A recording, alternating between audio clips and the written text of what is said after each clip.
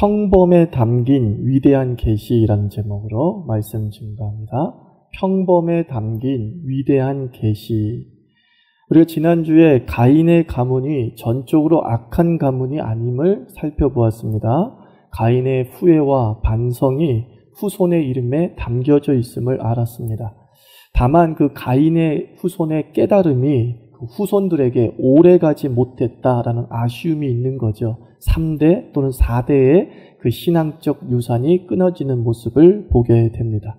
이제 5장에 들어와서는 아담의 계보가 적혀 있다라고 1절에 기록이 되어져 있는데 그 아담의 계보가 출발이 셋에게서부터 비롯되고 있습니다.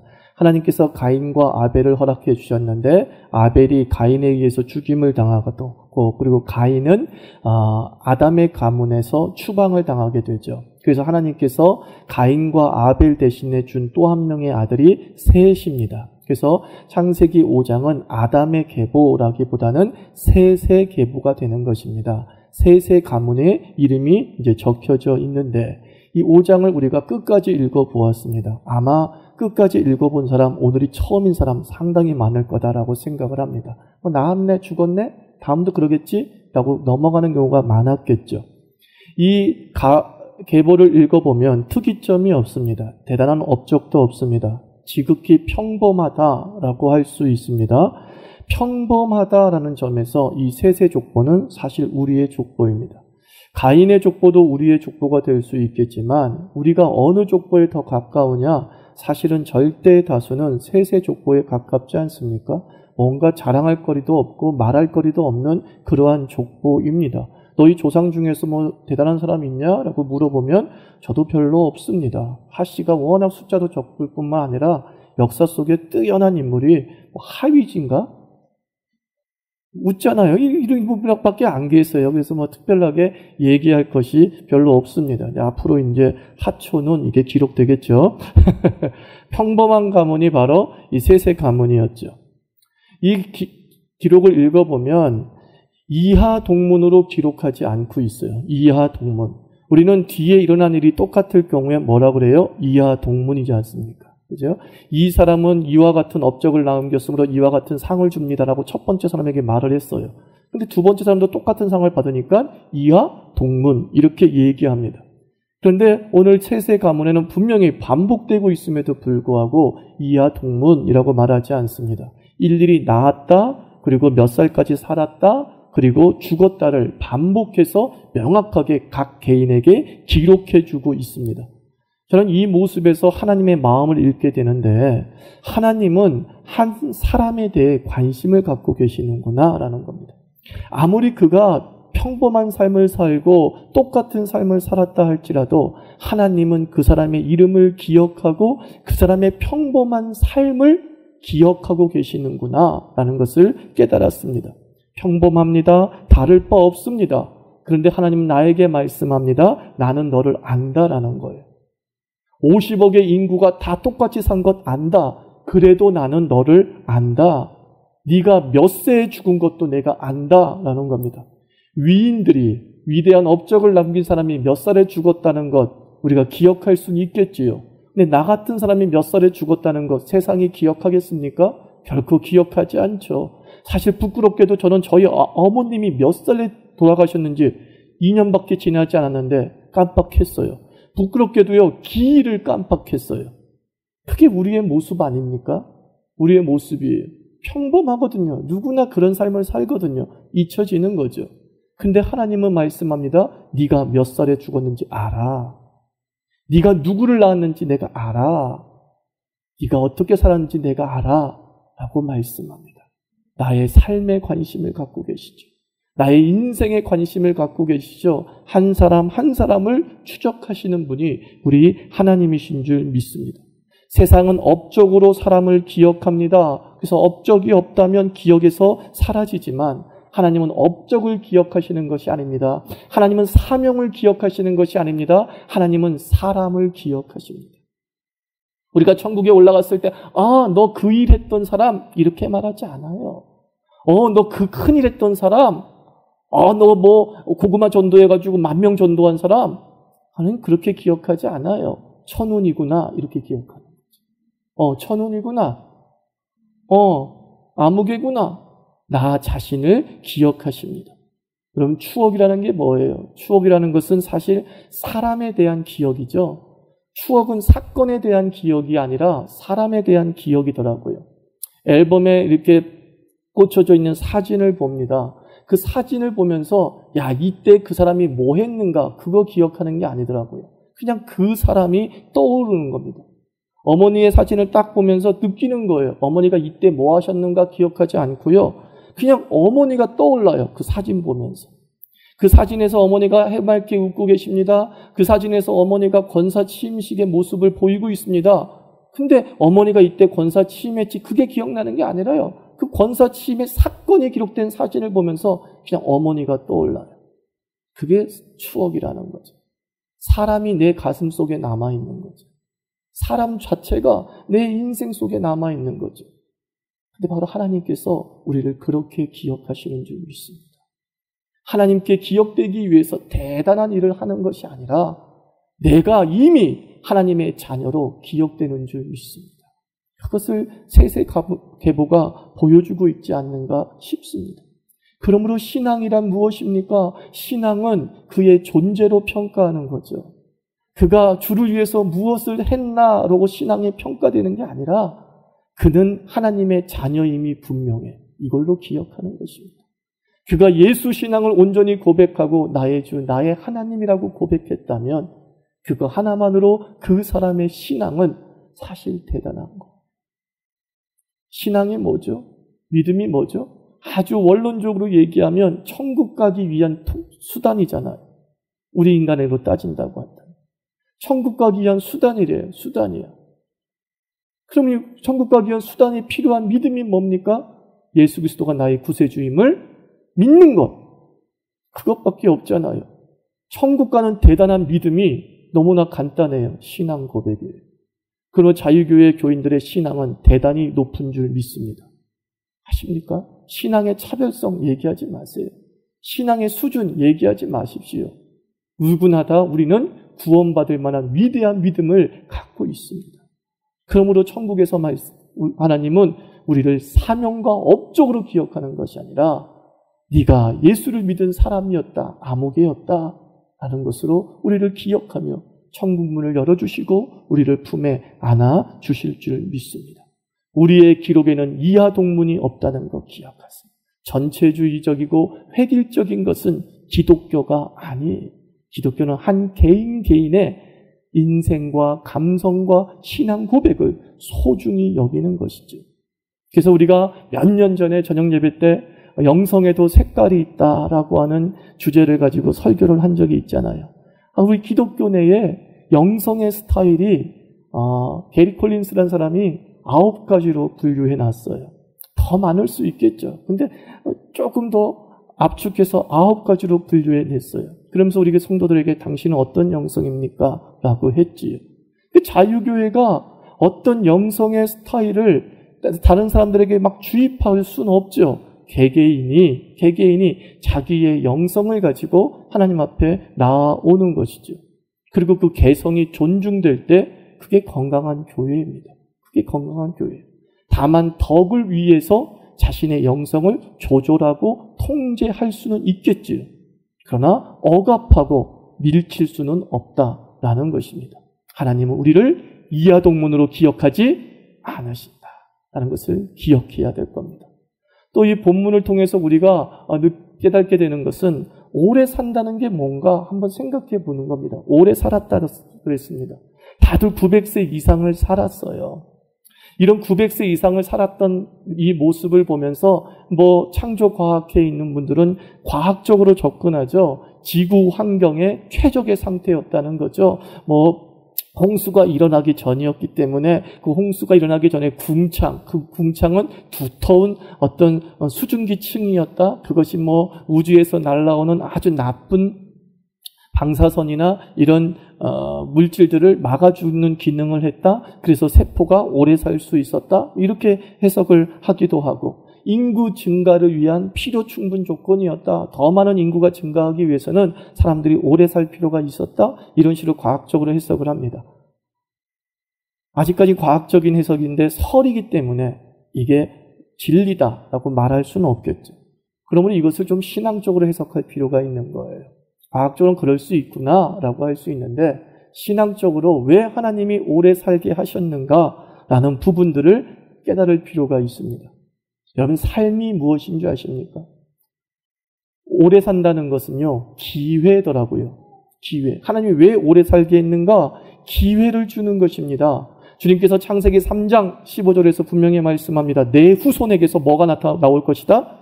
메시아가 나올 것이다 라고 말씀했어요. 아담과 하와가의 타락을 계기로 에덴에서 쫓겨나면서 하나님께서 분명히 계시를 허락하셨습니다. 네 후손이, 여자의 후손이 뱀의 머리를 밟을 것이다. 이것은 분명한 구원의 메시지입니다. 구원의 소망입니다. 그래서 아담과 하와는 가인을 낳았을 때 찬송했잖아요. 와, 내가 얻었다. 이 아이가 구원의 메시지가 될 수 있을 거야. 메시아가 될 수 있을 거야. 소망이었어요. 그래서 낳는다는 것은 매우 소망적인 것이었습니다. 그리고 오래 산다는 것은 그 소망을 볼 기회가 길어졌다, 짧아졌다? 길어졌다라는 뜻이죠. 내 생전에 그 하나님의 구원의 은총을 내가 눈으로 내 삶 속에 목도할 수 있을 것이다. 크게 장수하고자 하는 목적 중에 하나이죠. 오래 사는 것은 기회이다. 오래 사는 것은 하나님의 은혜의 접촉의 기회가 많아지는 것이다. 그것을 증명한 사람이 누굽니까? 누가복음 2장에 등장하는 시므온이라고 하는 할아버지죠. 시므온은 하나님의 메시지를 받았습니다. 무슨 메시지를 받았냐면은 누가복음 2장 26절을 보면 너가 주의 그리스도를 보기 전에는 죽지 아니하리라. 이 계시를 받았어요. 너가 죽기 전까지 그리스도를 보게 될 것이다. 근데 자꾸 늙어가네. 나이는 자꾸 들어가는데 기회가 없네. 어느 날 성전에서 기도하고 있는데 한 여인이 아기를 데리고 오네요. 그 아기를 보니 어린 예수였던 거죠. 그리스도였던 거죠. 마침내 그 늙은 시므온이 그리스도를 보며 영광 속에 하나님을 찬양하는 모습을 누가복음 2장에서 볼 수 있습니다. 그가 왜 오래 살았어요? 계시를 보기 위해서. 그의 생명을 왜 주께서 연장시키셨어요? 하나님의 소망을 목도하게 하기 위해서. 같은 시대에 살았던 안나라는 할머니도 마찬가지죠. 안나라는 할머니는 매일매일 성전에서 기도하던 여자였다라고 기록되어 있습니다. 안나의 나이 84세에 이게 무슨 뜻이에요? 죽을 때가 된 거예요. 이게 무슨 뜻이에요? 당시에는 84세는 뭐예요? 장수 중에 초장수예요. 되게 오래 산 거야. 창세기 5장으로 따지면 900살까지 산 거예요. 근데 그가 누구를 보았다? 어린 예수를 보았다. 오래 산다는 것은 기회죠. 하나님께서 하루의 생명을 연장시켜 주시는 것은 그의 은혜를 우리에게 보여주기 위함임을 알 수 있습니다. 그러면 안티에이징의 목표가 뭐죠? 우리가 이 나이듦에 대해서 저항을 합니다. 그것의 대부분의 목표는 젊음을 유지하려고 하는 거죠. 그럼 젊어져서 뭐 하려고? 라고 물어봤을 때는 대부분 목적의식이 부재합니다.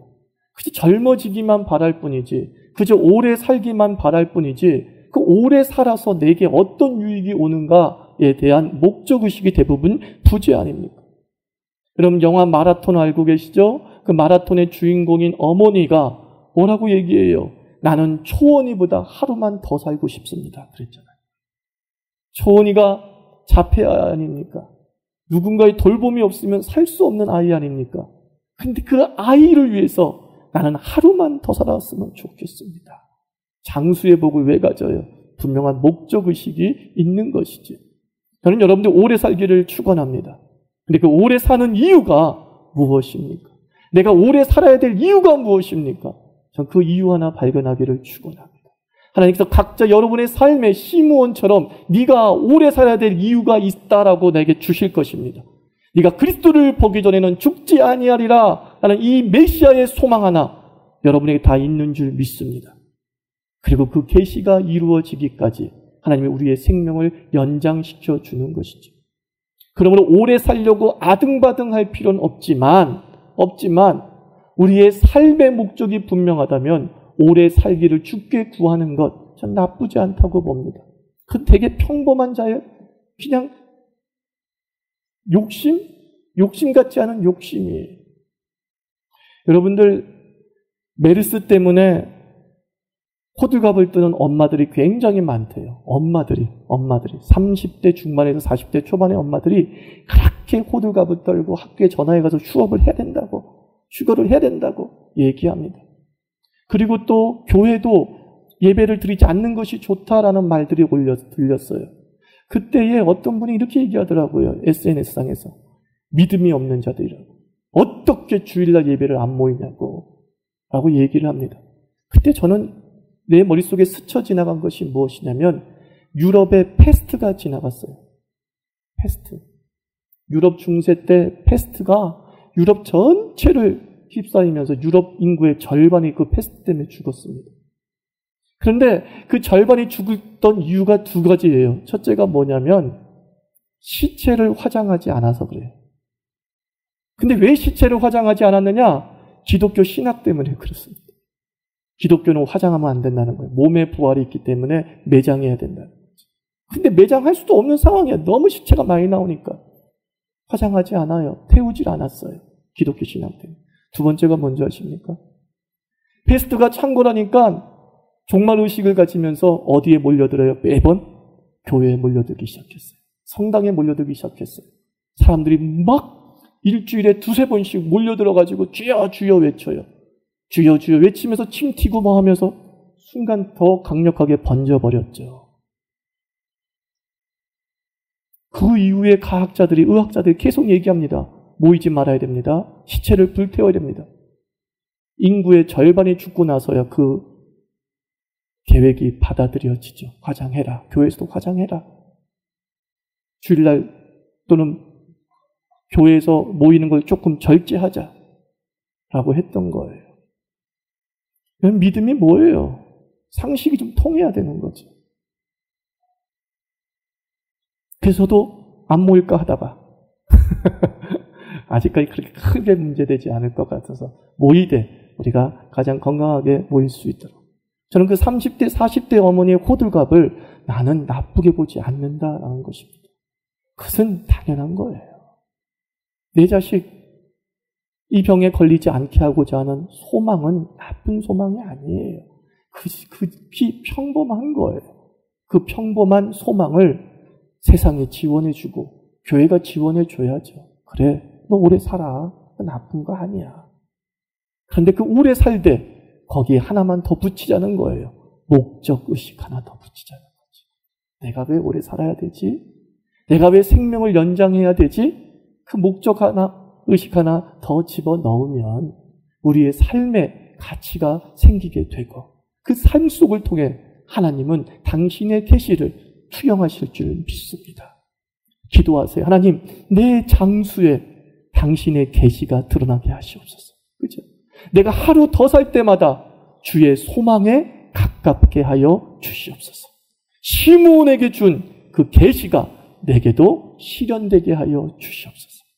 그러면서 하루하루 살기를 주의 이름으로 축원합니다. 그리고 또 하나 이 본문에서 가르쳐주는 깨달음은 무엇이냐? 섭리를 따르는 삶이죠. 섭리.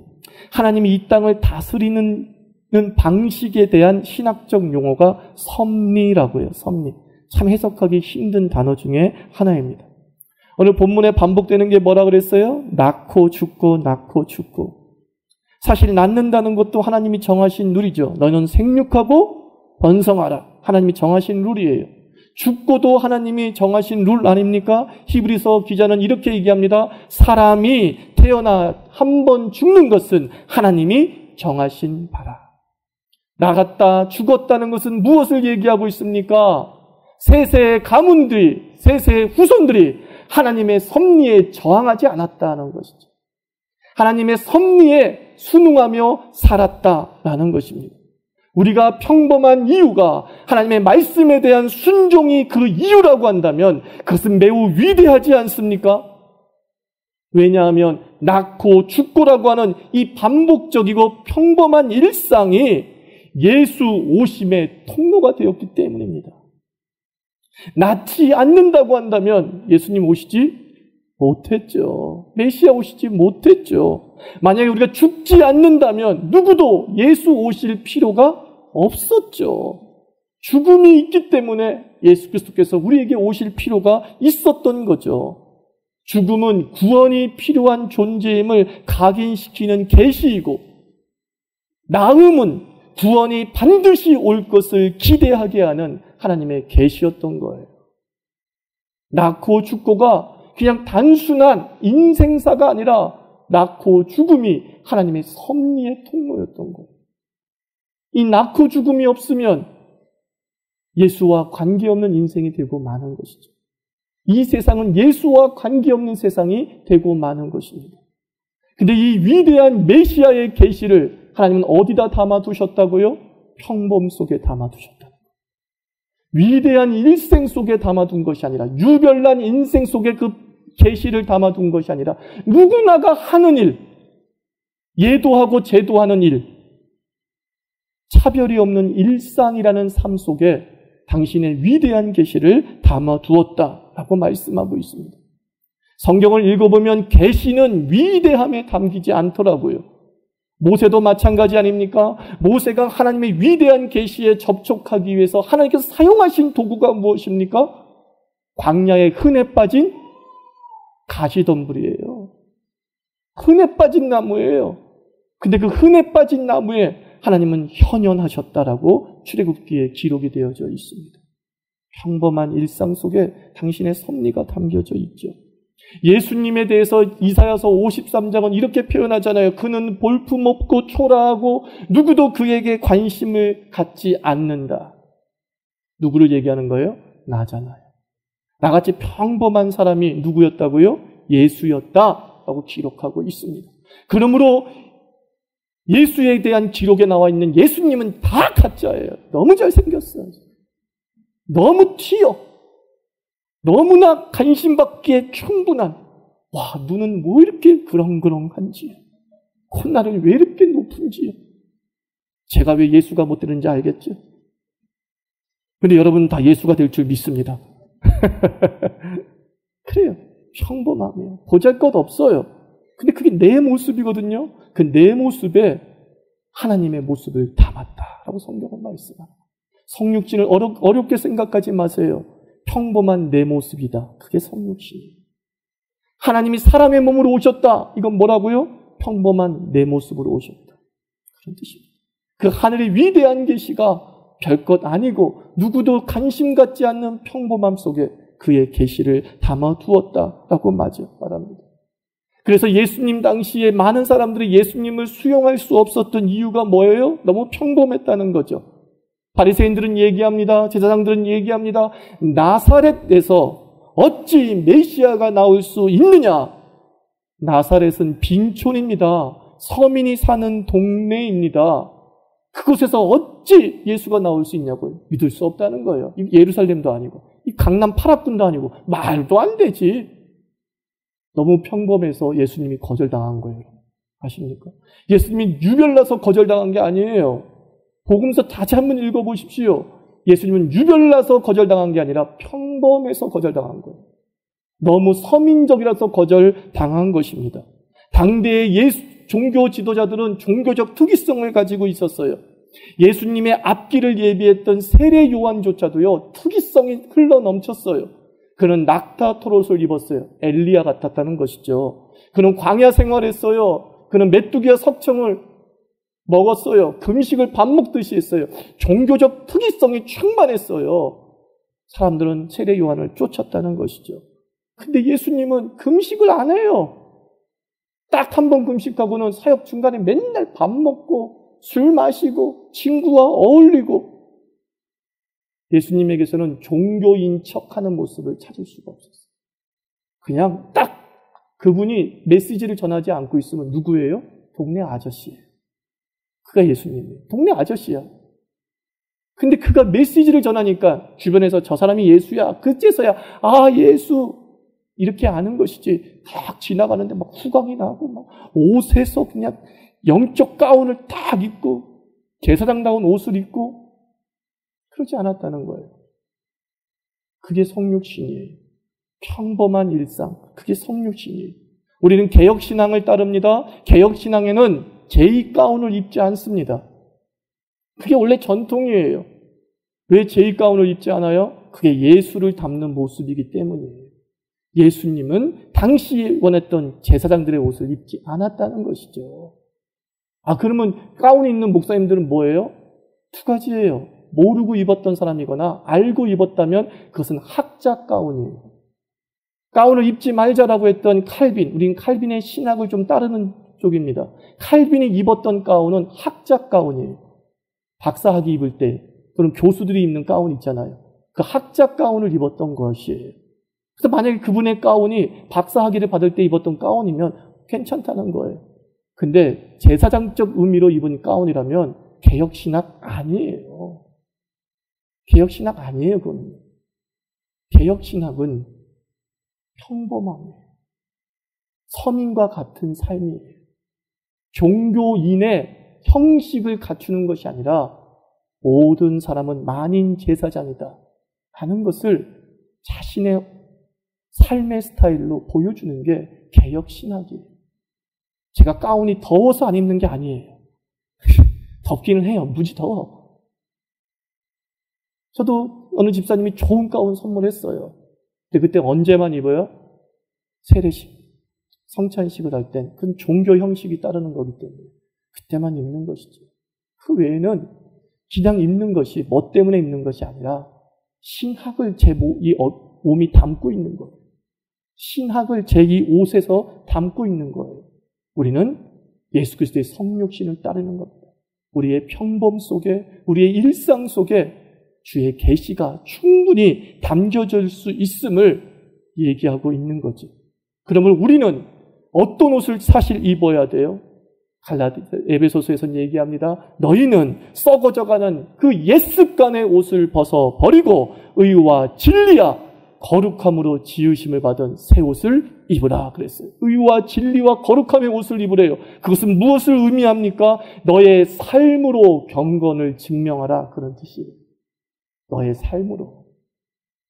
옷으로 네가 목사인 양 하지 말라라는 것이죠.